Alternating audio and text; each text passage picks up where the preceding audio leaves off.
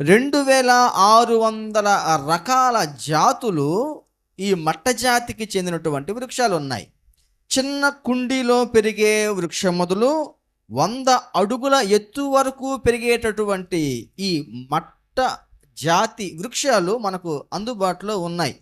అన్నిటికంటే విభిన్నత ఏమిటి ఈ జాతి వృక్షానికి అంటే, ఒక వృక్షం యొక్క వయస్సును క్యాలిక్యులేట్ చేయటానికి దాని లోపల ఉన్నటువంటి వలయాలను బట్టి అది ఎంత వయస్సు నుంచి ఉందో లెక్కిస్తారు. రింగ్స్ ఉంటాయి. ఆ కాండాన్ని అడ్డంగా నరికినప్పుడు, కట్ చేసినప్పుడు లోపల రింగులు ఉంటాయి, వలయాలు. వాటిని బట్టి ఎన్ని ఉంటే అన్ని సంవత్సరాలు అంటారు. కానీ ఈ తాటి చెట్టు కానీ, కొబ్బరి చెట్టు కానీ, ఈత చెట్టు కానీ, ఖర్జూరపు చెట్టు కానీ కత్తిరించినప్పుడు దానిలో ఎలాంటి వలయాలు కనబడవు.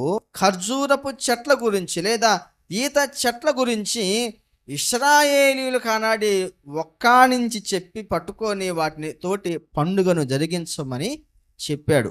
మొదటి విషయాన్ని గుర్తుంచుకోవాలి. రెండవ విషయం, 2వ దినవృత్తాంతముల గ్రంథం 3వ అధ్యాయం 5వ వచనము. 2 Chronicles chapter 3 verse 5. సొలొమోను కట్టినటువంటి మందిరానికి సంబంధించిన అలంకరణ ఈ అధ్యాయం అంతా మనకు కనబడుతుంది. మందిరపు యొక్క పెద్ద గదిని దేవదారు పలకలతోటి కప్పేసి వాటిపైన బంగారాన్ని పొదిగించి పై భాగంలో ఏం చేస్తున్నాడు, ఏం డిజైన్ చేస్తున్నాడు ఆయన? ఖర్జూరపు చెట్ల వంటి పని. అక్కడ ఖర్జూరపు చెట్ల డిజైన్ని సొలొమోను మందిరం మీద వేశాడు. మూడో విషయం, మొదటగా ఎక్కడ చూసాము? దేవుడు తనకు పండుగ ఆచరించమన్నప్పుడు దేవుడు ఈత మట్టలు పట్టుకొని ఆచరించమన్నాడు. 2, సొలొమోను మందిరాన్ని నిర్మిస్తూ ఉన్నప్పుడు పై భాగమున ఖర్జూరపు చెట్లను చెక్కించటం మనం గమనిస్తున్నాం. 3, యెహెజ్కేలు గ్రంథము 40వ అధ్యాయం మొదటి 4 వచనాలు చదువుతున్నాను.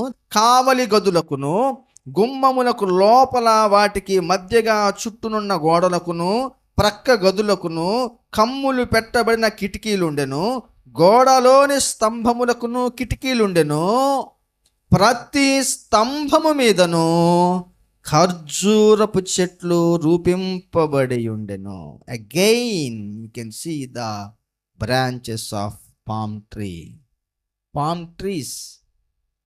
ఖర్జూరపు చెట్లు యెహెజ్కేలు దర్శనంలో చూస్తున్నాడు, దేవుడు చూపిస్తూ ఉన్నాడు.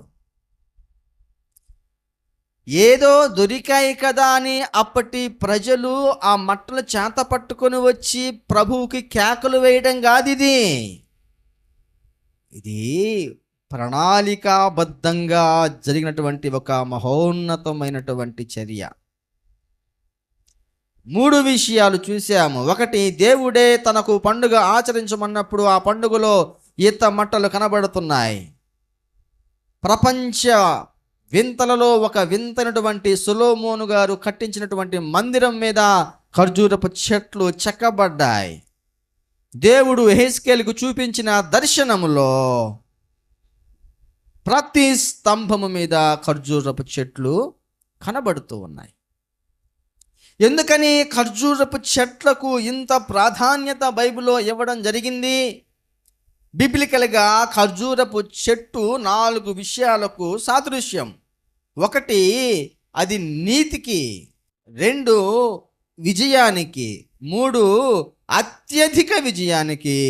4, నిత్య జీవానికి ఖర్జూరపు చెట్టు సాదృశ్యం.